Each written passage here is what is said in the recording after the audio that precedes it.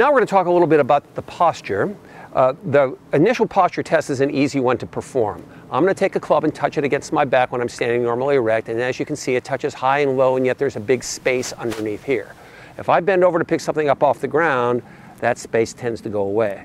It's a very good way to pick something up, but it's a very bad way to address the ball. What you want to do is continue to have that space intact when you go through and have the pelvic tilt.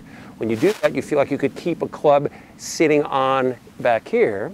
But we're doing this not just to look sharp, we're doing it because you get two big dividends in your swing. The first thing that happens when you do this is it changes the way you can shift your weight or pivot. From this good spot, when I turn back and forth, my knees work towards the center as my heels get pulled off the ground.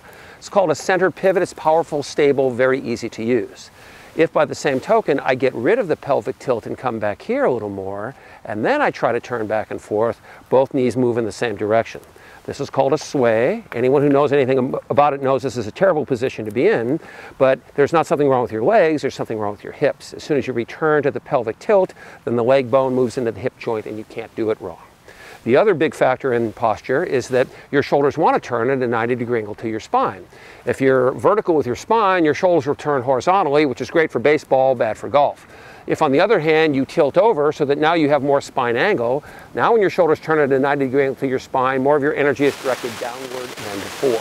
That perception that allows you to find the ground and take a divot is very rare in beginning players, but very common in the experts. So with both those things completely result of the posture, you'll be in good shape. Very simply, everyone has posture when they're good here. Keep the club up against you and against the front of your imaginary hat brim. Bend the knees slightly, and then when the upper part goes forward, the lower part goes back. Then, as you lower your arms, you'll find the ground will seem farther away, but you'll be in perfect position.